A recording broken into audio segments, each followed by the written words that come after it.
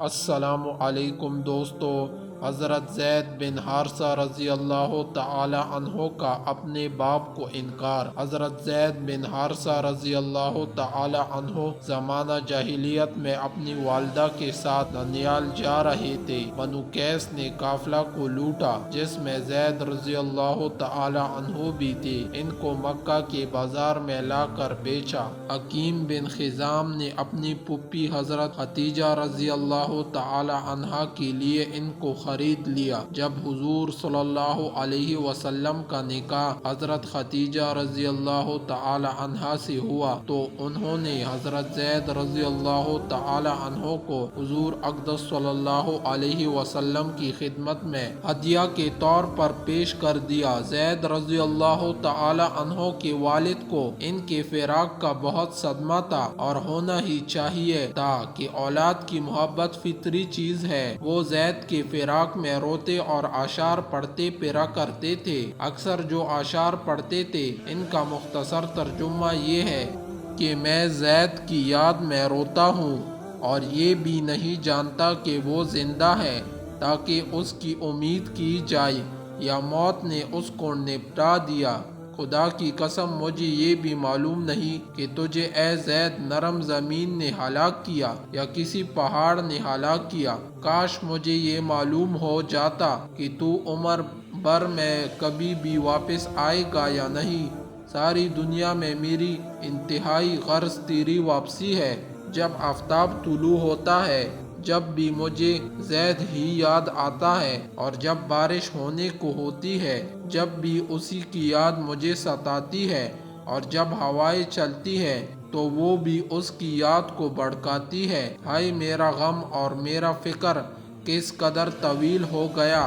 میں اس کی تلاش اور کوشش میں ساری دنیا میں اونٹ کی تیز رفتاری کو کام میں لاؤں گا، اور دنیا کا چکر لگانے سے نہیں اکتاؤں گا۔ اونٹ چلنے سے اکتا جائے تو اکتا جائے، لیکن میں کبھی بھی نہیں اکتاؤں گا۔ اپنی ساری زندگی اسی میں گزار دوں گا۔ ہاں میری موت ہی آ گئی تو خیر کی موت ہر چیز کو فنا کر دینے والی ہے۔ آدمی خواہ کتنی ہی امیدیں لگاوے مگر میں اپنے بعد فلاں فلاں رشتہ داروں اور آل اولاد کو وصیت کروں گا کہ وہ بھی اسی طرح زید کو ڈھونڈتے رہے۔ غرض یہ اشعار وہ پڑھتے تھے اور روتے ہوئے ڈھونڈتے پھرا کرتے تھے۔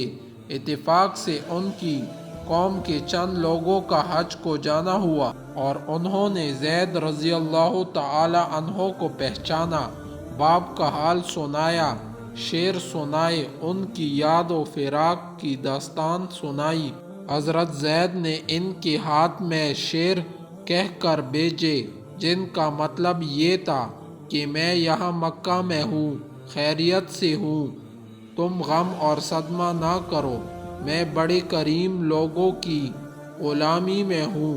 ان لوگوں نے جا کر زید رضی اللہ تعالی عنہ کی خیر و خبر ان کے باپ کو سنائی، اور وہ اشعار سنائے جو زید نے کہہ کر بھیجے تھے، اور پتہ بتایا۔ زید کے باپ اور چچا فدیہ کی رقم لے کر ان کو غلامی سے چھڑانے کی نیت سے مکہ مکرمہ پہنچے۔